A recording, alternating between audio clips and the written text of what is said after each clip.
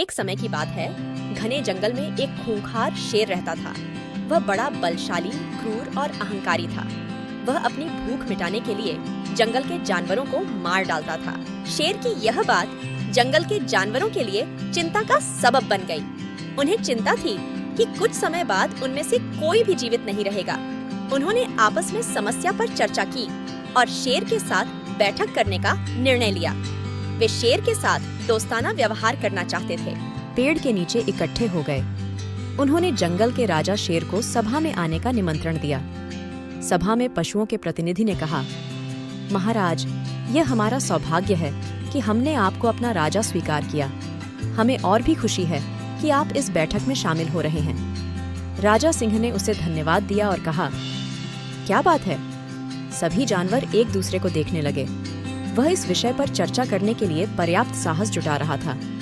जानवरों में से एक खड़ा हुआ और बोला, राजा, यह स्पष्ट है कि आपको अपने भोजन के लिए हमें मारना होगा, लेकिन जरूरत से ज्यादा मारना एक अच्छा तरीका नहीं है। यदि आप बिना किसी उद्देश्य के जानवरों को मारते हो तो बहुत जल्द एक दिन ऐसा आएगा जब जंगल में एक भी जानवर नहीं बचेगा। शेर ने गरज कर कहा, फिर तुम क्या चाहते हो? जानवरों में से एक ने जवाब दिया, महामहिम, हम पहले ही आपस में समस्या पर चर्चा कर चुके हैं और इसका समाधान ढूंढ लिया है। हमने निश्चय किया है कि प्रतिदिन एक पशु को आपकी मांद में भेजेंगे। आप उसे जैसे चाहो मार सकते हो और खा सकते हो, और यह आपको शिकार की परेशानी से भी बचाएगा।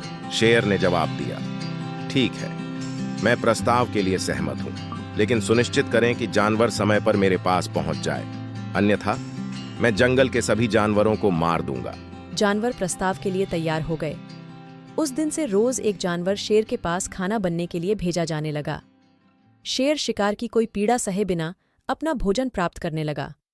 तो हर दिन जानवरों में से एक की बारी थी। एक बार शेर की मांद में जाने की बारी खरगोश की थी। खरगोश बूढ़ा और समझदार था।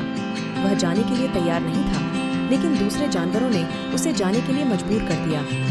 खरगोश ने एक ऐसी योजना के बारे में सोचा जो उसकी और जंगल के अन्य जानवरों की जान बचा सके। उसे शेर के पास पहुंचने में थोड़ा अधिक समय लगा और वह सामान्य समय से कुछ ही देर में शेर की मांद में पहुंच गया। उस समय कोई जानवर न दिखने के कारण शेर हताश हो रहा। और जब शेर ने अपने खाने के लिए एक छोटा सा खरगोश देखा तो वह बहुत क्रोधित हुआ। उसने सभी जानवरों को मारने की कसम खाई। हाथ जोड़कर खरगोश ने हिचकिचाते हुए समझाया, महामहिम, इसके लिए मुझे दोष नहीं देना चाहिए। दरअसल 6 खरगोशों को आपका खाना बनने के लिए भेजा गया था, लेकिन उनमें से 5 को दूसरे शेर ने मारकर खा लिया।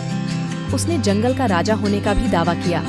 किसी तरह मैं बचकर यहाँ पहुँचा। राजा ने बड़े गुस्से में कहा, असंभव, इस जंगल का कोई दूसरा राजा नहीं हो सकता।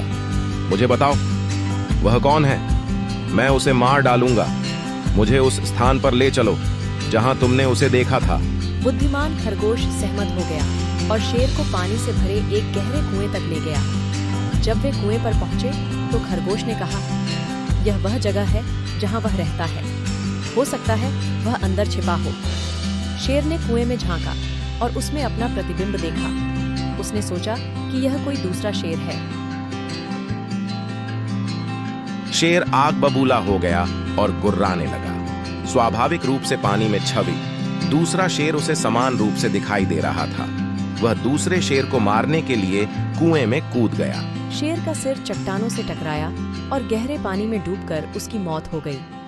बुद्धिमान खरगोश राहत की सांस लेकर दूसरे जानवरों के पास गया और सारी कहानी कह सुनाई। सभी जानवर खुश हो गए और खरगोश की तारीफ करने लगे। इस प्रकार बुद्धिमान खरगोश ने सभी जानवरों को क्रूर और घमंडी शेर से बचाया और वे सभी खुशी से जीवन व्यतीत करने लगे।